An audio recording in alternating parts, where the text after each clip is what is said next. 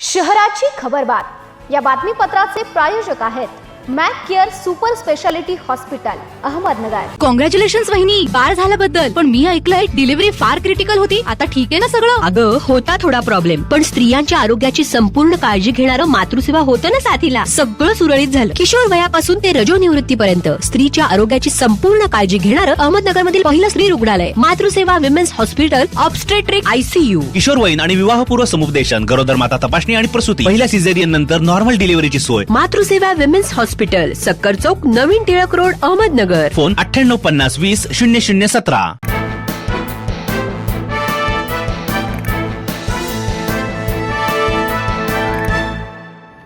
नमस्कार, मी साक्षी, न्यूज 24 सह्याद्री मध्ये तुमचं स्वागत।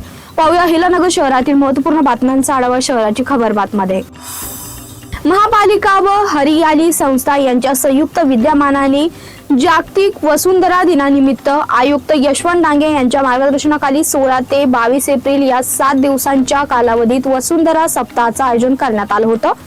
यामध्ये नागरिकांमध्ये व्यापक जनजागृती व प्रबोधन, कापडी पिशव्यांचं वाटप, निबंध व चित्रकला स्पर्धा, वसुंधरा शपथ, जनजागृती पर विद्यार्थी रॅली, व्याख्यान, महास्वच्छता अभियान आदी कार्यक्रम उपक्रमाचे आयोजन करण्यात आले होते।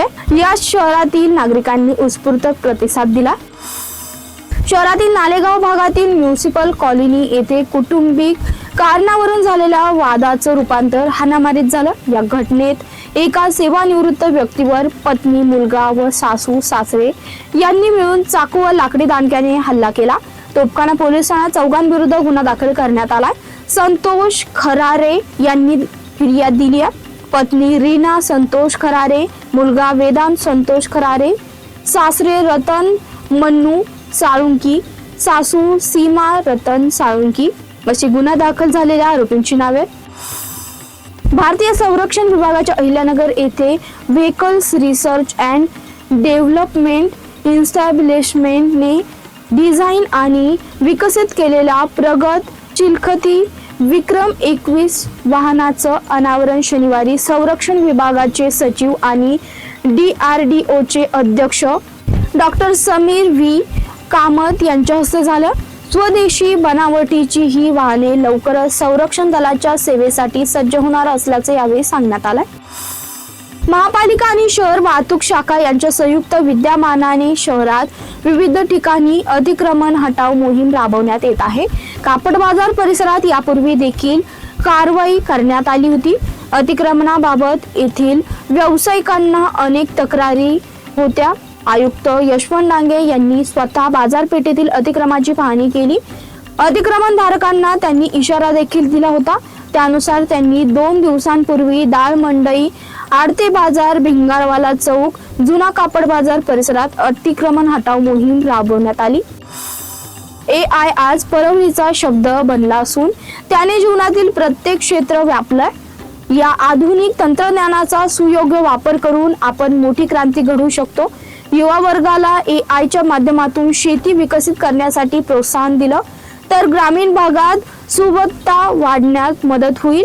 AIचे केंद्र बनण्यासाठी अहिल्यानगरची क्षमता असल्याचा विश्वास आमदार संग्राम जगताप यांनी व्यक्त केला। नितीन ओदमले फाउंडेशन तर्फे आयोजित ग्रामीण AI समिट 2026चं उद्घाटन माऊली सभागृहात आमदार जगताप यांच्या हस्ते झालं। यावेळी ते बोलत होते। या प्रसंगी जिल्हा परिषदेचे मुख्य कार्यकारी अधिकारी आनंद भंडारी, पोलीस अधीक्षक सोमनाथ घारगे, कृषी विपणन संचालक शरद जरे, डॉक्टर अमित आंद्रे, अतिरिक्त मुख्य कार्यकारी अधिकारी विजय मुळीक, प्राध्यापक भानुदास बेरड व अभय आगरकर उपस्थित होते। शहराची खबरबातमध्ये इथे संपतो। तुम्ही पाहता न्यूज 24 सह्याद्री।